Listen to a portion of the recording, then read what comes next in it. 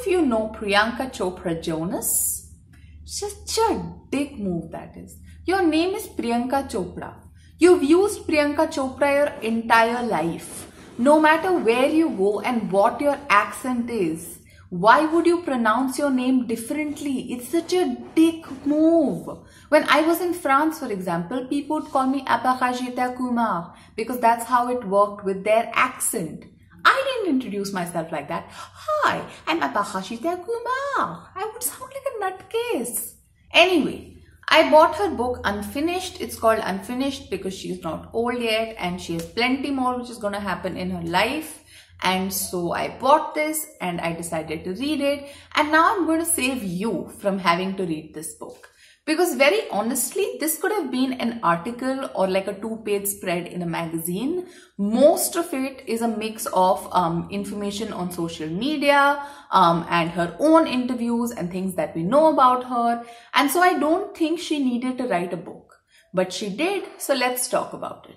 So in the book, Priyanka Chopra first talks about her childhood, which is interesting because that's not something I know a lot about. I know that she was an army kid. Her dad was a doctor in the army. He's passed away. And her mother, who is very much around, was an army nurse as far as I remember.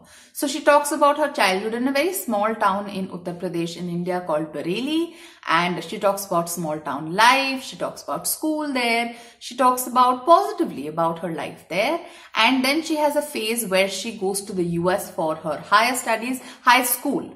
Okay. And so we get to know about various relatives whose houses she shuffles from.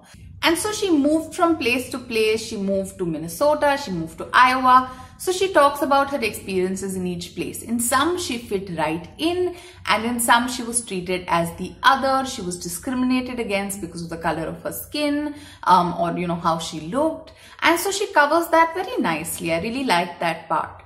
And then finally, she came back to India and she had decided to study abroad. And she got some photos clicked for that. And that guy also asked for some modeling shots and she gave those. And then, you know, she entered Miss India. This is not a spoiler. Everyone knows this. This photo story has been told by Priyanka Chopra herself so many times that it's nauseating that she had to say it once again. But it's the story of her life, so I'll give her that slack. Okay, we see how she studied for the competitions, how she prepared for them, how she got her clothes, all kinds of nice little intimate details. And you see that her mom is her support throughout. Wherever PC has to go, her mom goes with her. And that is very, very nice. But then after that, it's all the same. She talks about her Bollywood journey. She talks about her first film, Tamiran. She talks about, okay, this is slightly spoilery, but she answers the question about plastic surgery. I'm not going to say yes or no. You need to read the book to find out. But that is a question that has been on my mind. She also talks about boyfriends in Bollywood. Again, she doesn't mention names, which is really boring because give us some juicy stuff, PC, but whatever. Yeah, so she talks about Miss India to Miss World to acting. And she does talk about some challenges that she faced, including being called fat, being insulted because of her skin color, a little bit of casting couch. So yeah, she does sort of talk about the challenges that she faced, but then she gives Bollywood like this teeny tiny part. She starts by giving a little bit of information, but the rest of it is just sort of a list of the movies she's done and not even all of them. So she cherry picks and mentions a few titles and the Bollywood chunk is like so small. There are also pictures. So there are pictures from her, you know, Miss India, Miss World days. There are pictures with dignitaries. There are pictures of her receiving National Award, a Padma Shri Award I think she received. There are also pictures of her wedding and she has a whole chapter called Shadi. And she honestly talks more about her wedding than her Bollywood career. So you know then that she's trying to sell a book because people care about this giant Indian wedding. People want to read about each ceremony which she writes about, you know, in Hindi she says Sangeet and then she explains what it is. She says Roka and she explains what that is. She says Shadi and she explains what that is. She says Mehendi and then she explains what that is. So this is clearly written for a very wide audience. Then we have some details about her start in the US. She started by singing and then she moved to acting, and she talks about how difficult it was to be a newcomer in Hollywood despite having done so much in Bollywood, which was sweet. But again, I didn't want to know that much about her Hollywood journey. She started here. There should have been so much more detail about here, about Bollywood, about the things that she did here. Anyway, again, the photos are nice. She talks about meeting Nick Jonas, and we all know that story. I would not be spoiling it if I tell you here. Okay, and then what else does she do? She talks about her marriage, her relationship, her dogs, and that's where she leaves it, unfinished. So that was the book in a nutshell. Now there are some positives. I liked learning about her journey a little bit. Her childhood was very informative and very sweet. I liked seeing how her mother supported her throughout.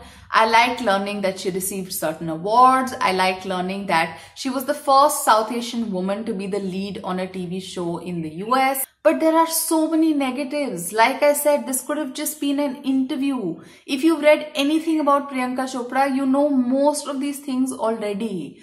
Her wedding was so well covered by media here. I don't know about abroad, that I was bored. I was skim reading the Shadi chapter because I was like, dude, I know about your wedding. I know about everything. Your dress, your train, your Sangeet. I've seen videos of it. I'm done. I don't want to see that anymore. It's good that she talks about things like racism, colorism, nepotism, those kinds of struggles in Bollywood, but she limits it to that. She also tries to be cool by using acronyms like NBD, like no big deal, and using hashtags all the time. Nobody writes like that, PC. People don't actually write books by using hashtags in them or by using these acronyms in them unless it's like a dialogue in a young adult book. Nobody writes like that. So while I admire Priyanka Chopra as a person, her courage, her determination, her journey in Bollywood, her move to Hollywood, I did not like this book. There was no point. I wasted 500 rupees on this book. I'm going to sell it now. It's very surface level. There was no depth. There was nothing more than what we already know about her, what we've read about her, heard about her, what she herself has said in interviews. Why? Why did she write this book? I don't understand. There was no point. This is an entirely pointless book. So if you're like me and you know enough about Priyanka Chopra, don't pick up this book. If you're not like me and you don't know enough about Priyanka Chopra Jonas, Google her. You do not need to add this book to your life. Trust me. I'm not even giving it a star rating because this could have been an article in the Times of India and I don't rate those, so I'm not going to rate this. Have you guys read this book? Are you planning to read this book? Have I discouraged you from reading this book? Let me know in the comments below. Thank you so much for watching, guys. I will see you in my next video. Bye.